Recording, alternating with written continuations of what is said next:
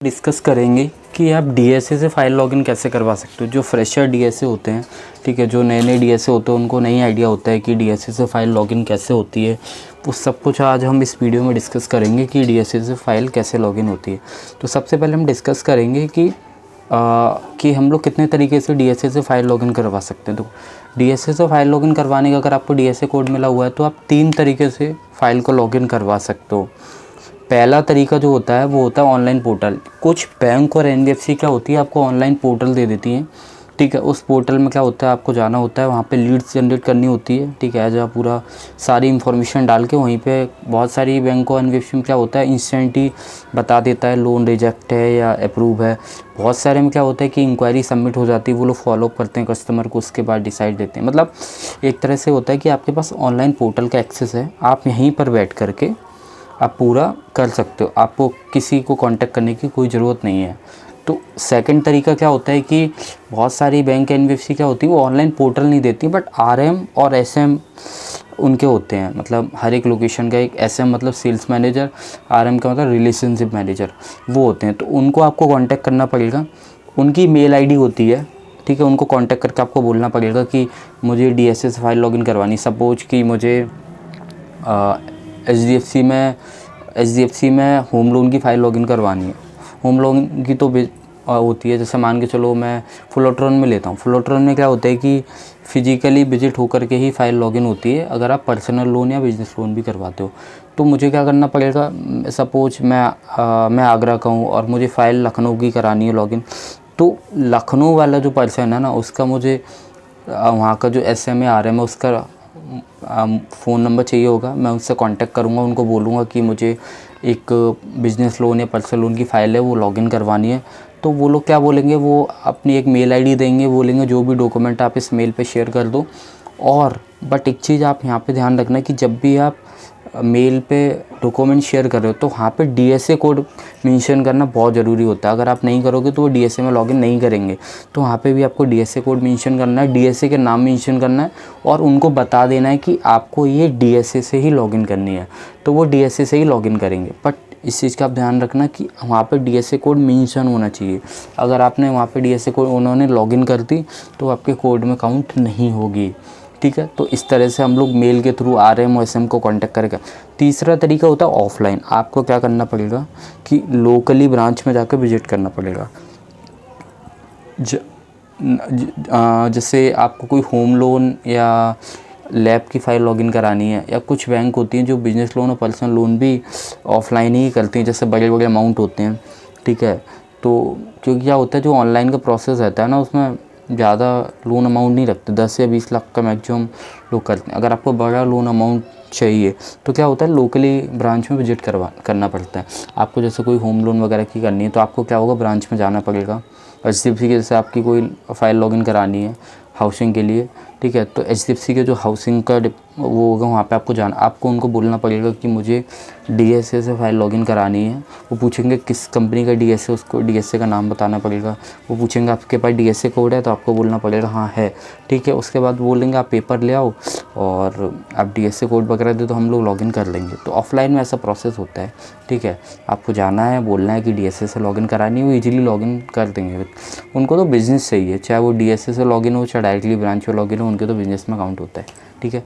तो आप लोगों को समझ आ गया होगा कि हम लोग 3 तरीके से करवा सकते हैं। अब हम लोग आगे डिस्कस करते हैं product by product. Suppose online वाली जो फाइलें होती हैं, ऑनलाइन जो पोर्टल मिलता है उसमें 60% पर्सनल और बिज़नेस लोन का ऑनलाइन पोर्टल से ही हो जाता है। अगर आप पर्सनल और बिज़नेस लोन में डील करते हो तो 60% जो बैंकें हैं वो ऑनलाइन पोर्टल के थ्रू ही करवाती हैं। आपको कोई फिजिकली विजिट करने की ज़रूरत नहीं है और ना ही किसी को कॉन्टैक्ट करने की ज़रूरत है, ठीक है। अब एसएम और आरएम के थ्रू बात करूँ तो 40% और बिज़नेस लोन और पर्सनल लोन जो होते हैं आरएम के थ्रू होते हैं, ठीक है। आपको वहाँ के आरएम से कांटेक्ट करना पड़ेगा, ठीक है। वो कोई इशू नहीं होता, आप जिसके साथ जुड़ते हो ना वो वहाँ के आरएम का नंबर आपको देते हैं। जैसे अगर आप हमारे साथ जुड़ते हो एज ए डीएसए, ठीक है, हम आपको कॉन्टैक्ट लिस्ट दे देंगे, तो कोई बहुत बड़ा इशू नहीं, ठीक है।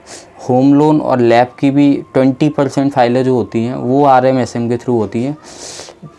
बाकी की फाइलें आपको ऑफलाइन ही करानी पड़ेंगी, ठीक है। वो भी जब करते हैं ये लोग कि जब आपके रिलेशन अच्छे हो जाते हैं, ठीक है, जब आपने उनको कुछ बिज़नेस दे दिया है तो बोलते हैं ठीक है अब आप मत आया करो, आप मुझे भेज दिया करो, तो वो कंडीशन में करते हैं ये, ठीक है। ऑफलाइन विजिट की बात करें तो 20% ही पर्सनल लोन और बिजनेस लोन होता है ऑफलाइन, बाकी का 80% तो मैंने आपको बता ही दिया। वो 80% जो होता है वो RM और उससे ही होता है, ठीक है।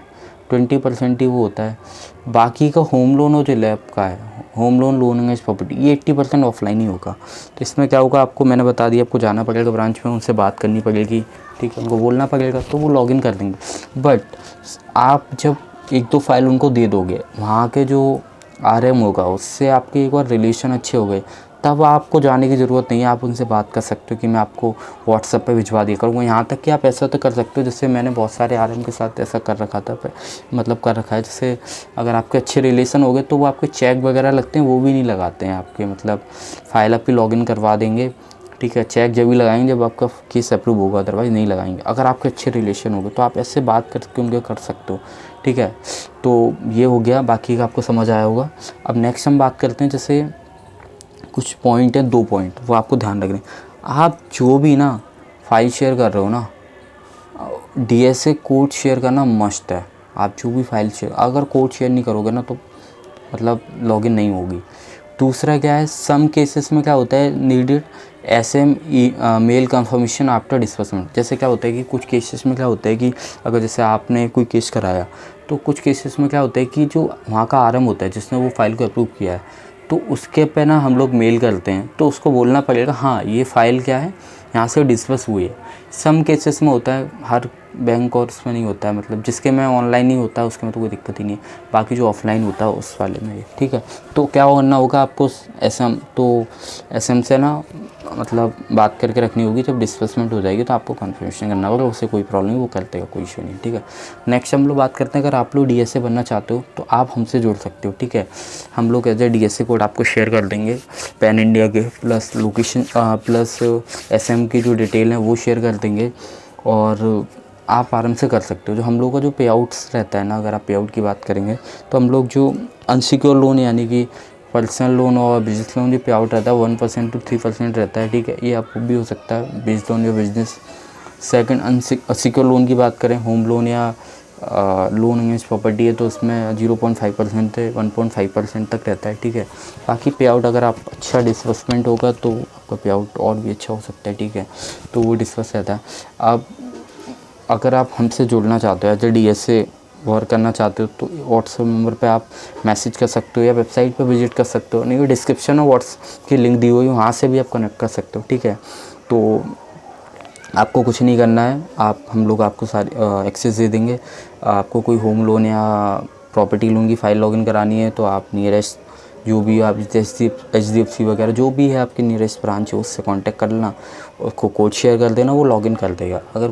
अगर कोई पोर्टल वगैरह होते हैं जो हम लोग के पास है ऑनलाइन, तो हम आपको पोर्टल शेयर कर देते हैं, जिसके RM वगैरह से अगर लॉगिन होगी तो हम आपको RM की लिस्ट शेयर कर देंगे, कॉन्टैक्ट लिस्ट बैंकरों की जो होती है। और जो ऑफलाइन होगी उसके लिए हम आपको DSA कोड दे देंगे, आपको ऑफलाइन ही नियरेस्ट ब्रांच में जा करके बात करना होगा। बाकी अगर आपको कोई क्वेश्चन डाउट हो तो आप कमेंट कर सकते हो, और अगर आपको वीडियो अच्छी लगी तो प्लीज़ लाइक कीजिएगा, ठीक है। बाकी कोई भी क्वेरी है तो आप मुझे व्हाट्सएप कर सकते हो, वहाँ पे मैं जो भी हुआ आपको दे दूँगा, ठीक है।